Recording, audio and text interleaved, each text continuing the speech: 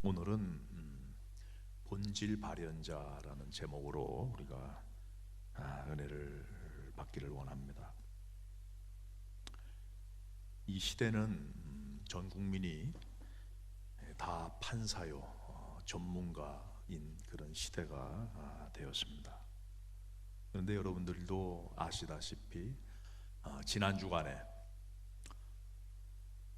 인간의 이런 오만한 지성을 조롱하는 그런 사건이 있었죠. 코로나의 종료를 선언하려는 바로 그 시점, 이제 아이들 개학을 다 시작하면서 마무리를 종료하려는 바로 그 시점에 코로나 감염이 또 이렇게 발생을 하게 된 것입니다. 왜 이런 일이 있었는가? 거기에 대해서는 여러 지성적, 종교적 해석들이 참 많이 있겠지만은 분명한 우리가 깨달아야 될 분명한 한 가지 것은 뭐냐면은 말 많은 시대에 인간의 말을 하기보다는 하나님의 말씀을 듣는 게 더 중요하다. 그 점을 우리에게 가르쳐주고 있다라는 사실이죠. 오늘 말씀은 사실 오래전에 목사님들과 이렇게 교제를 나누다가 어느 목사님 한 분의 이 말씀이 가슴에 와닿아서 이렇게 말씀을 준비를 하게 되었는데 결론에 다시 다루도록 하겠습니다. 오늘날 이 시대를 우리는 질문과 질문이 이어지는 시대, 의문과 의문이 이어지는 시대다 이렇게 말할 수가 있겠습니다. 철학을 영어로 필로소피, 지혜에 대한 사랑이다 이렇게 얘기를 하는데요. 지혜란 무엇인가? 그거는 끊임없이 의문을 하는 것입니다. 왜 이런 일이 생겼나? 왜 이런 일이 생겼나? 왜? 그래서 그 종착점은 바로 궁극, 참된 진리를, 그 정답을 얻어내는 것이 그 종착점이 되겠습니다. 그러나 절대로 참된 진리를 이 필로소피를 통해서 얻을 수는 없는 것이죠. 왜냐하면은 이 궁극이라는 것, 참된 진리라는 것은 초월적인 것이기 때문에 그렇습니다. 초월이라는 것은 단순히 저 세상을 의미하는 것이 아니고 이 땅에서도 초월이 있어요. 예를 들면은 제 손에 죽어나간 바퀴벌레와 개미들이 수도 없을 텐데 그래서 많이 죽여가지고 이 바퀴벌레도 손으로 그냥 때려 죽이기도 하고 개미도 그냥 손가락으로 눌러 죽이기도 하는데, 근데 중요한 거는 뭐냐면은 그 곤충들은 죽어가는 그 순간에도 내가 왜 죽어야 되는가? 무엇 때문에 나는 죽는가? 거기에 대해서 하나도 몰라요. 전혀 무지한 상태로 죽어간다는 거죠. 그렇습니다. 생각을 뛰어넘는 거, 한계를 뛰어넘는 거, 이게 궁극이고 초월이라는 것인데, 이거는 결국에는 이성적인 사고를 통해서, 필로소피를 통해서 도달하는 게 아니고 믿음을 통해서 도달하는 거다. 우리는 이렇게 말할 수가 있겠습니다. 그런데 문제는 이 현대인들은 지성주의에 빠져 있다는 거예요. 이성주의에 빠져 있습니다. 그건 뭐냐면은 꼭 답을 얻어야만 되는 거예요. 우리의 머리로, 우리의 이성으로 답을 얻어야만 마음의 만족감이 있다라는 것입니다. 그런데 과연 이 땅을 살아가는 우리들은 얼마나 정답을 알고 살아가고 있는가?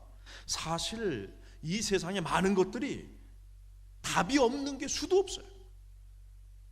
이 코로나라는 그 바이러스가 온 지가 이제 3개월이 지났습니다. 3개월이 지났는데 세상의 모든 지성인들이 거기에 매달려도 코로나가 어디서 왔는가?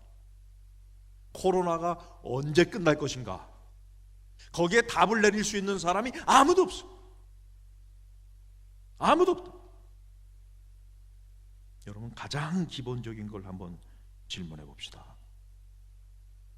인간은 어디서 와서 어디로 가는가? 거기에 대해서 답을 내릴 수 있는 사람들이 없다라는 거예요. 이게 실제입니다. 실제. 그래서 상상력이 풍부한 영화 감독들은 이런 인간의 시작과 끝을 상상을 하면서 외계인, 진화, 신화 여러 가지를 얘기를 합니다. 그래서 우리가 깨닫는 것은 뭐냐면은 무언가를 아는 것 그것으로는 충분하지 않다. 왜냐하면 어느 한 가지를 우리가 알게 되면은요 거기에 대해서 또 질문을 던져요. 그 다음은 계속적인 질문의 향연에 빠져들 수밖에 없다.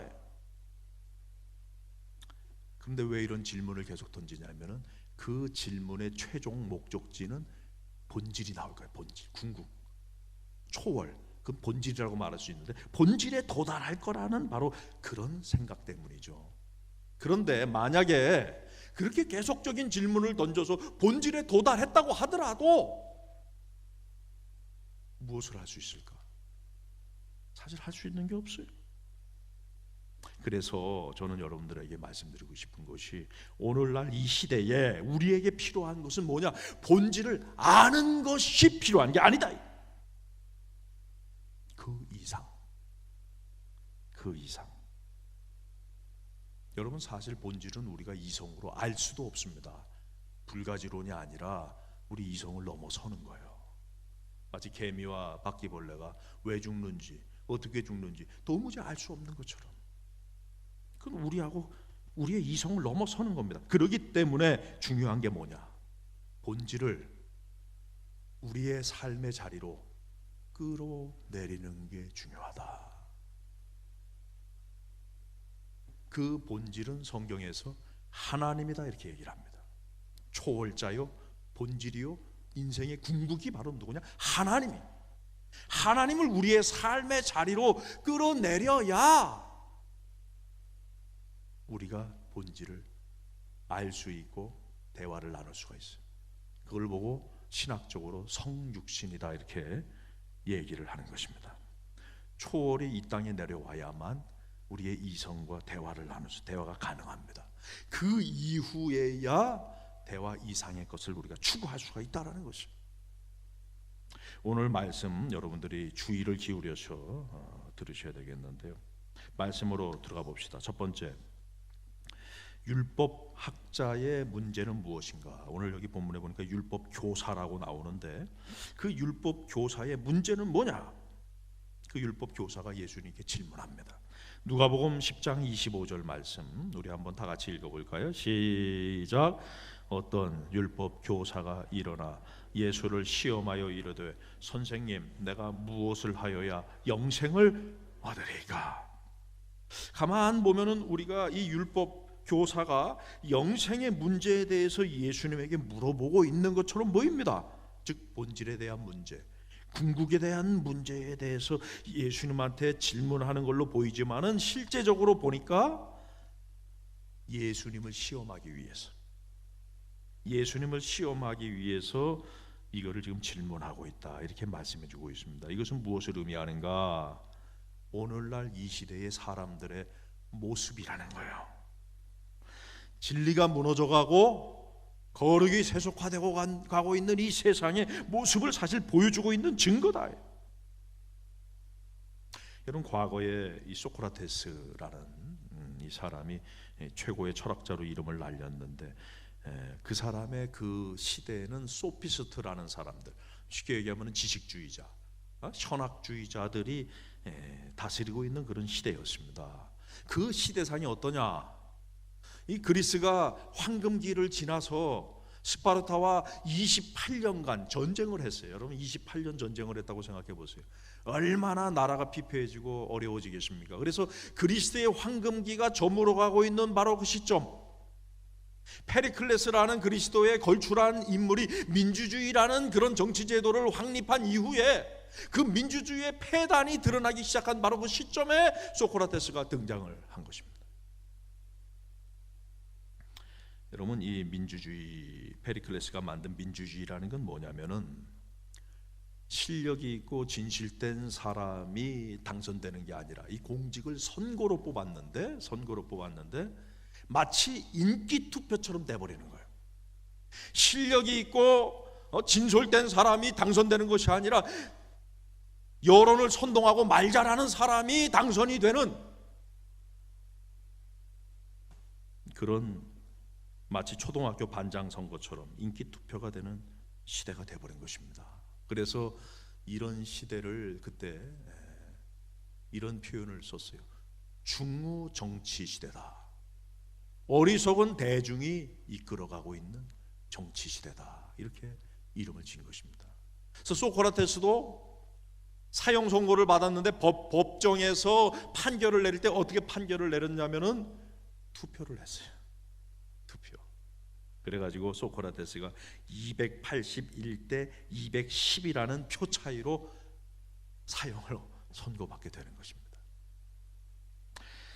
당시에 이 소크라테스는 가장 지혜롭다는 이 철학자들, 이 소피스트들을 찾아가면서 대화를 나눴는데 그때 소크라테스가 깨달은 게 이겁니다. 뭐냐면은 사람은 아는 게 하나도 없구나. 그걸 깨달은 거예요. 인생은 무지하다.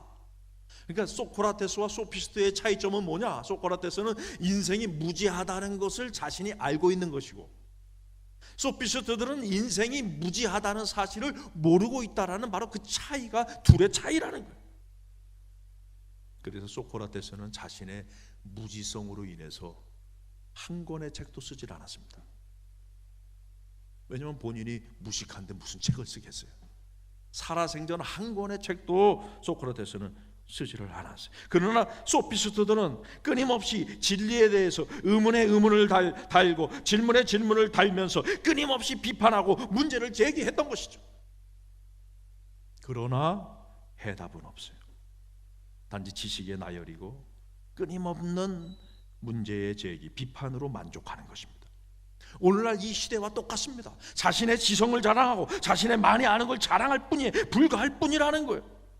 남의 말에 비판을 가하면서 질문은 꼬리에 꼬리를 묻니다.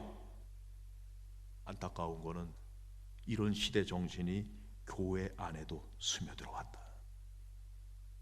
여러분, 교회는 궁극적인 진리인 성경을 우리는 가지고 있어요.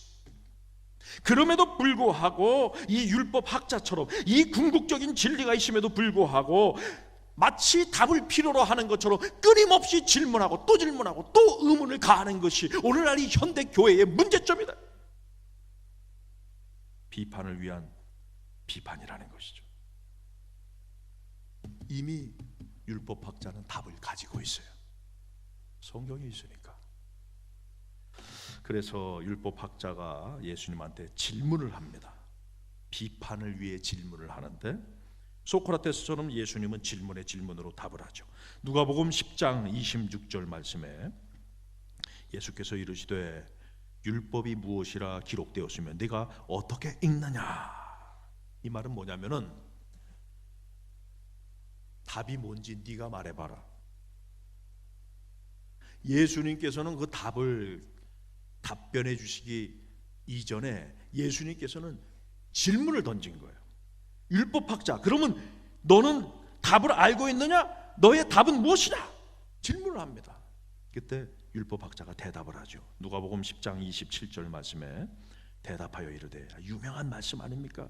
내 마음을 다하며 목숨을 다하며 힘을 다하며 뜻을 다하여 주 너의 하나님을 사랑하고 또한 내 이웃을 내 자신같이 사랑하라 하였나이다. 얼마나 정확한 답입니까? 예수님이 이렇게 말씀을 하셨어요. 정답! 누가복음 10장 28절에 이렇게 말씀합니다. 예수께서 이르시되 내 대답이 옳도다. 그러니까 이 율법학자는요, 이 말씀의 핵심을, 본질을 정확하게 꿰뚫어 본 거예요.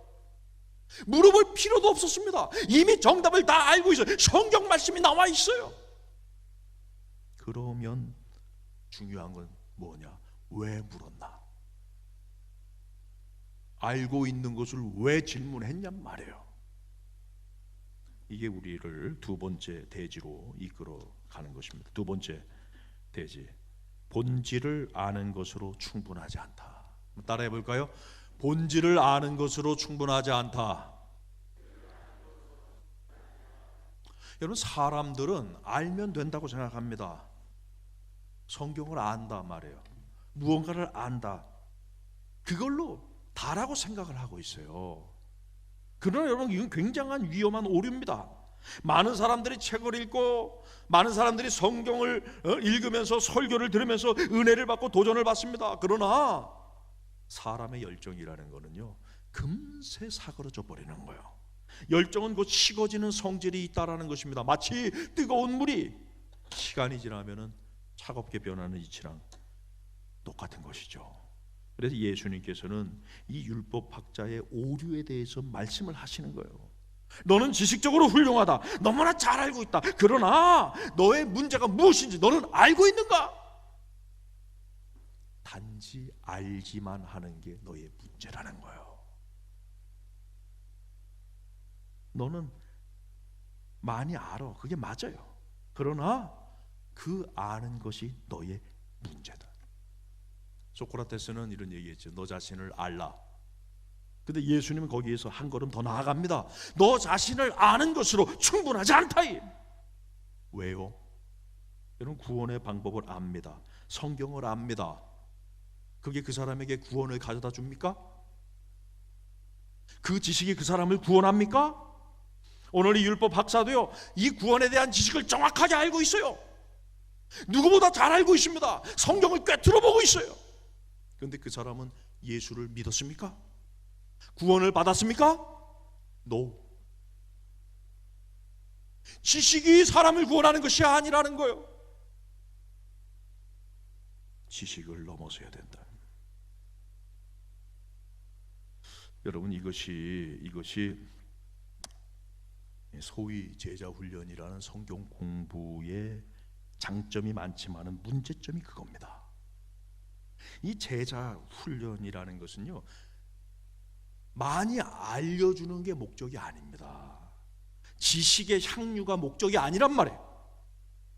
이 제자 훈련이라는 것은 알아서 너가 신앙적으로 변화된 삶을 살아라 라는 것이 이것이 목적인 거예요. 그런데 강남 부자들에 의해서 이것이 지식적인 향유에 그치고 마는 것입니다. 그래서 이 제자 훈련이 오늘날의 수많은 율법 학사들을 배출해내고 있어요.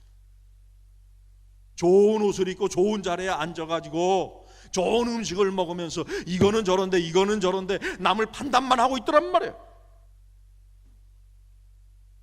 여러분, 정확한 지식은 알고 있지만 그 이상을 만들어내지 못하고 있다. 그 이상이 뭡니까? 예수님이 이렇게 말씀합니다. 누가복음 10장 28절 말씀에 예수께서 이르시되 내 대답이 옳도다. 이를 행하라. 그러면 살리라. 이거예요. 잘 아는구나. 정확하게 아는구나. 그러면 그대로 살아라. 할렐루야. 이거예요. Life is life. 참 공교롭게도 영어에서 life는 두 가지 의미, 똑같은 의미가 있어요. 뭐냐면은 똑같은 단어 life인데 생명이라는 의미도 있고 산다라는 의미도 있어요. 라이프, 사는 사람, 사는 것이 지식대로 말씀대로 순종하며 사는 사람이 라이프, 생명, 영생을 얻는 것이요. 라이프 is 라이프, 사는 것이 생명이고 영생이다. 영생은 지식으로 오는 것이 절대로 아닙니다. 영생은 그 지식, 내가 알고 있는 하나님의 말씀에 순종하는 행동으로 말미암아서 오는 거라는 거예요. 그래서 예수님께서는 아는 것으로 불충분하다 이렇게 말씀하시는 거예요. 아는 대로 네가 행해라, 행해라. 이 말은 바꿔 얘기하면 뭐냐면은 너는 지금 알고는 있지만 믿음이 없다는 말입니다. 그 사람이 행하지 못하는 진정한 이유는 뭐냐?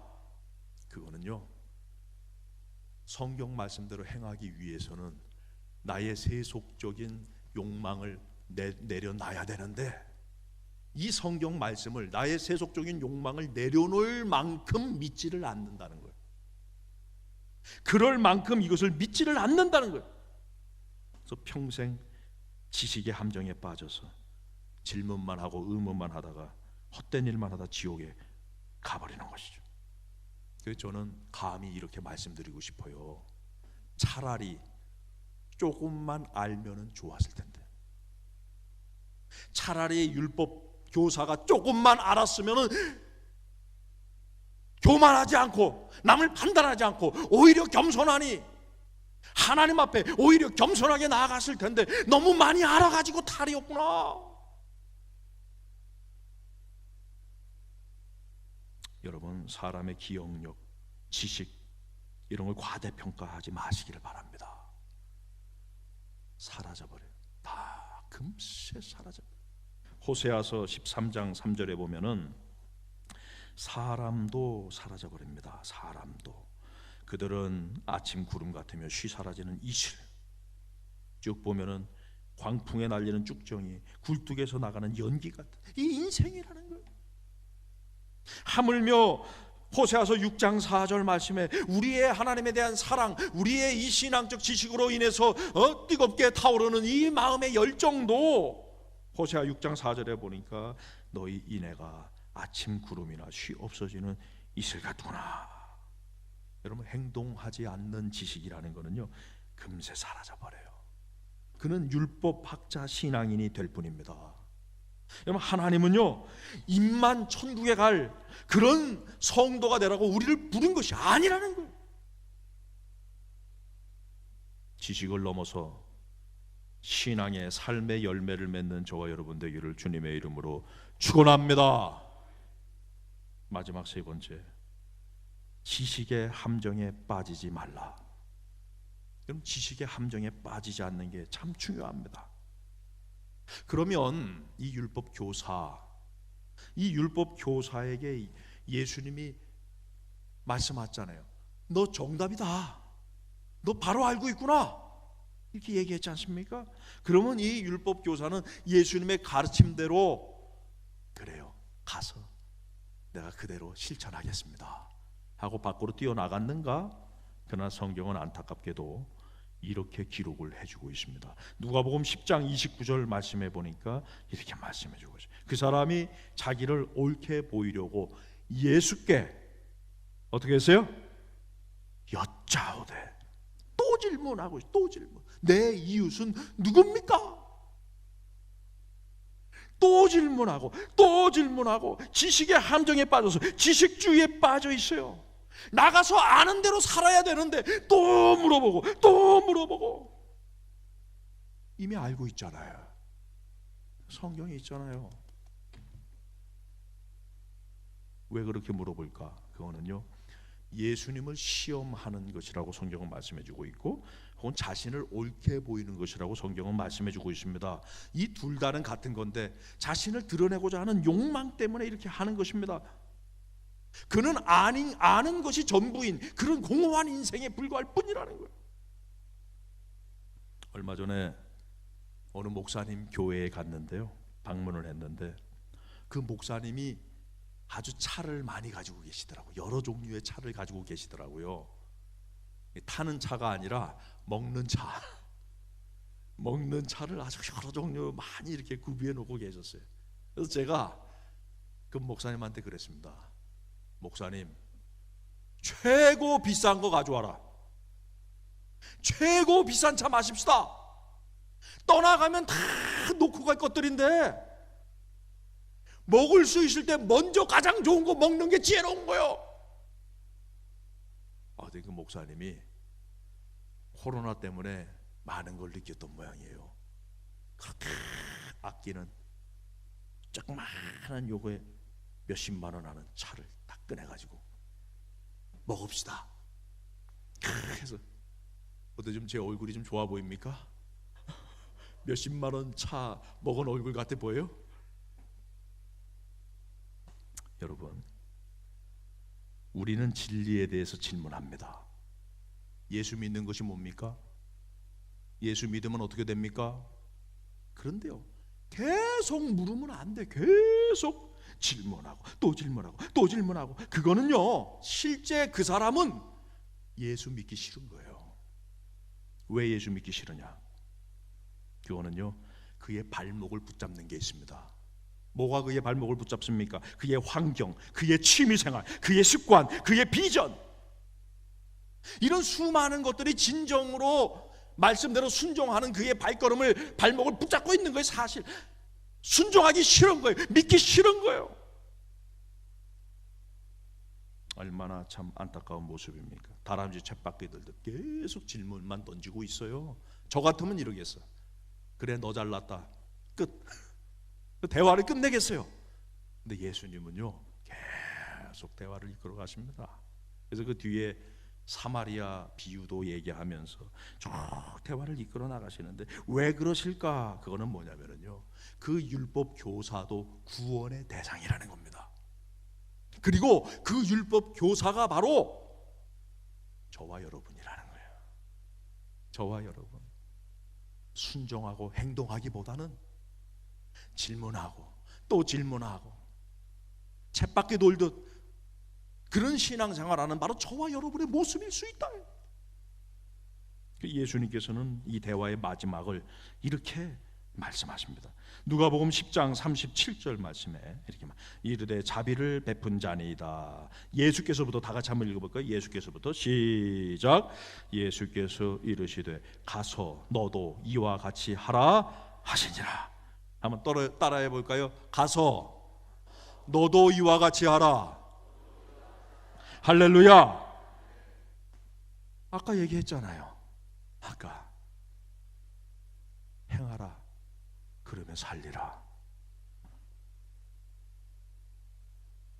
아는 대로 행하는 겁니다. 지식이 너를 구원하는 것이 아니라는 거예요. 너의 지식을 자랑할 필요 없다는 겁니다. 지식이 너를 절대로 구원하는 것이 아니라 순종이 너를 구원한다. 너의 지식을 순종하는 바로 그것이 너를 구원한다는 거예요. 머리로는 잔뜩 알고 있지만은 제사장 레위인처럼 이 핑계 저 핑계 대면서 미꾸라지처럼 비껴나가는 자가 되지 말라는 거예요. 누가복음 10장 31절 32절 이렇게 말씀하죠. 마침 한 제사장이 그 길로 내려가다가 그를 보고 피하여 지나가고, 또 이와 같이 한 레위인도 그곳에 이르러 그를 보고 피하여 지나가되, 실천으로 이어지지 못하는 지식은요, 외식하는 자로 만들 뿐이라는 거예요. 외식자가 되는 것입니다. 말로는 가장 경건한 성도처럼 보여요. 혀로는 정말 생명까지 바칠 것처럼 보인단 말이에요. 그러나 본질이 마련돼야 될 때, 정말 그의 삶이 순종으로 이어져야 될 때에는, 결정적인 때에는 슬그머니 피해가는 미꾸라지가 돼버려, 비겁자가 돼버린단 말이에요. 바로 율법학자인 거예요. 저와 여러분이 바로 율법학자인 거예요. 오늘 말씀을 맺겠습니다.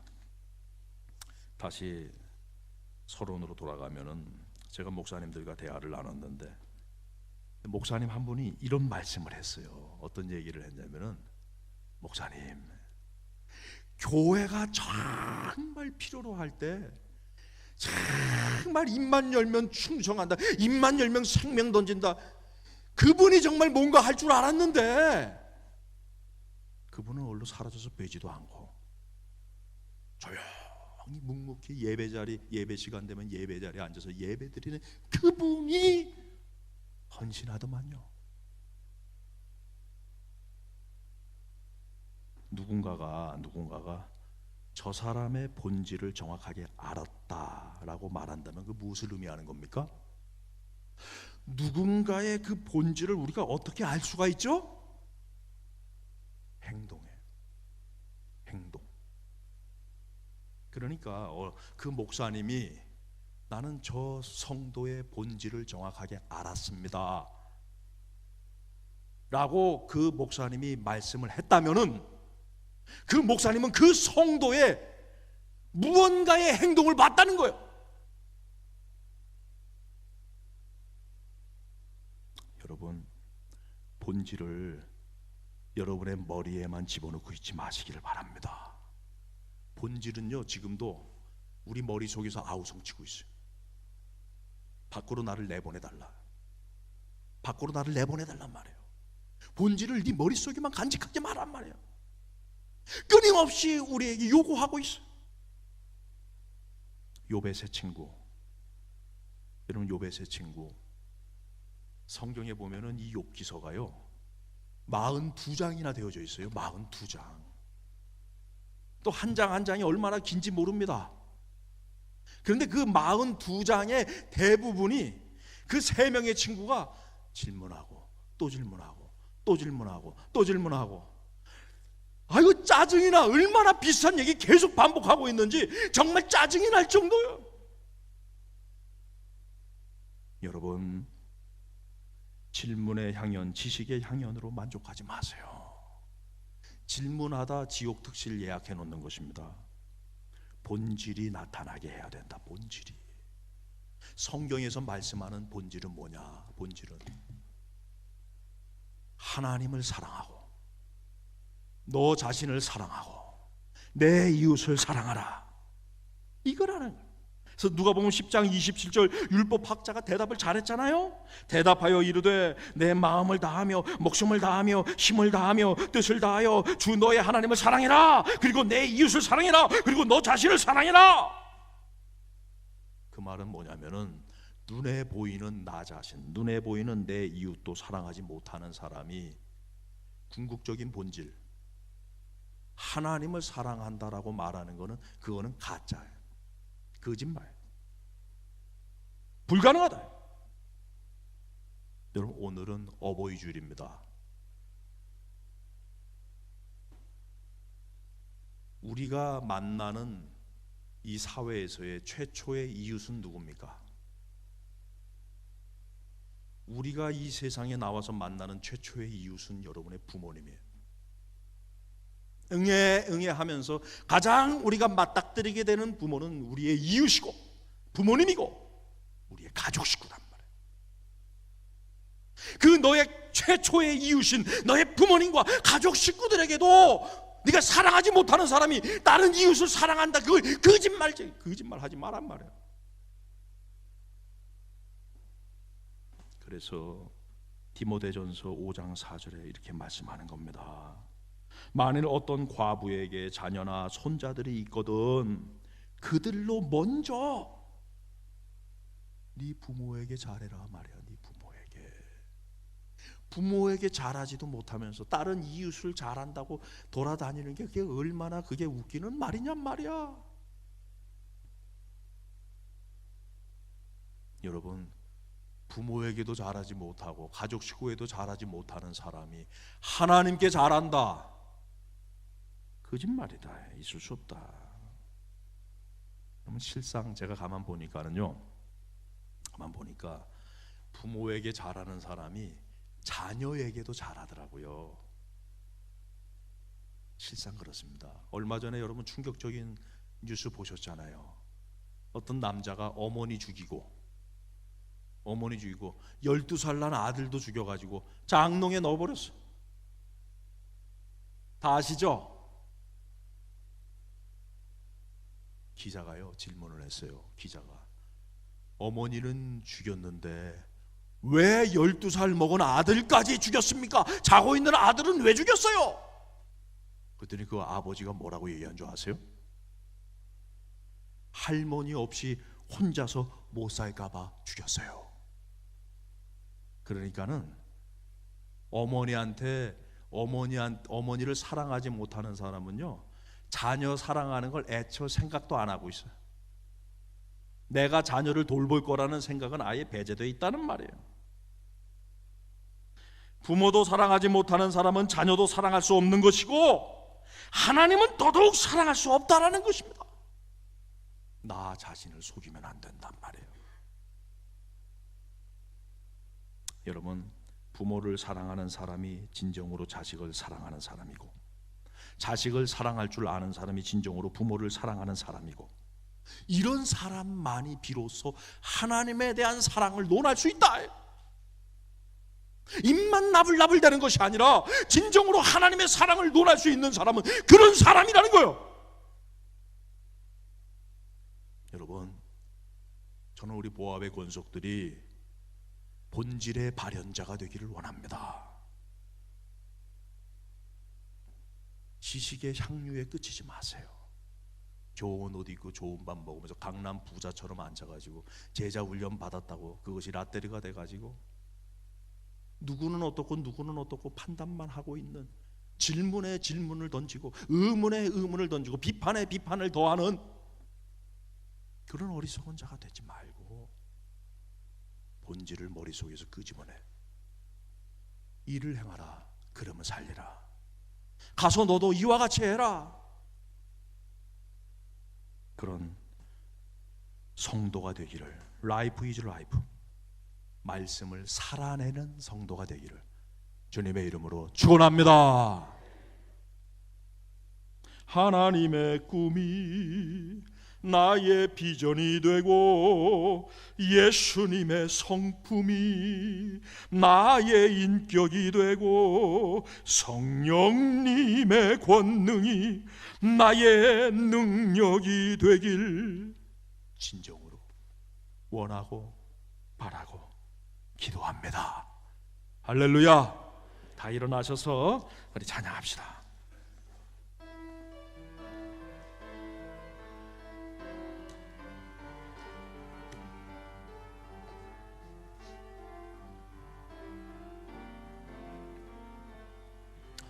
이 세상을 살아가는 동안에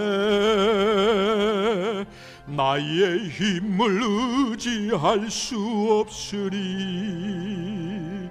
기도하고 낙심하지 말 것은 주께서 참 소망이 되심이라. 하나님의 꿈이 나의 비전이 되고 예수님의 성품이 나의 인격이 되고 성령님의 권능이 나의 능력이 되길 원하고 바라고 기도. 주의 길을 걸어가는 동안에 주의 길을 걸어가는 동안에 세상의 것 의지할 수 없으니 감사하고 낙심하지 말 것은 주께서 참 기쁨이 되심이라. 하나님의 꿈이 나의 비전이 돼 예수님의 성품이 나의 인격이 되고 성령님의 권능이 나의 능력이 되길 원하고 바라고 기도합니다. 할렐루야. 기도하겠습니다. 아버지 하나님, 원합니다. 바랍니다. 기도합니다. 너무나 많이 알아서 문제인 것입니다. 아버지 하나님, 알기만 하면 안 되는데 주여 성령의 은혜를 주셔서 우리 머릿속에 있는 이 지식이 우리의 삶으로 흘러나오기를 원합니다. 본질의 발현자가 되는 바로 그 사람이 영광의 발현자가 되는 줄로 믿습니다. 우리 보합의 권속들은 내 부모를 사랑하고 내 자녀를 사랑하고 내 이웃을 사랑하고 너 자신도 사랑하고 그래서 하나님을 사랑하는 일꾼이 되게 하여 주옵소서. 이제는 우리 구세주 예수님의 은혜와 아버지 하나님의 깊고 넓은 사랑하심과 성령 하나님의 깨닫게 하시고 인도하시고 붙잡아 주시고 보호해 주시고 축복해 주시고 인도해 주시는 역사하심이 이 시간 고개 숙인 주의 권속들 머리 위에, 가정 위에, 생업 위에, 우리 교회에 연로하신 우리 경로자들 위에 이제로부터 영원 무궁토록 항상 함께 있을지어다. 아멘.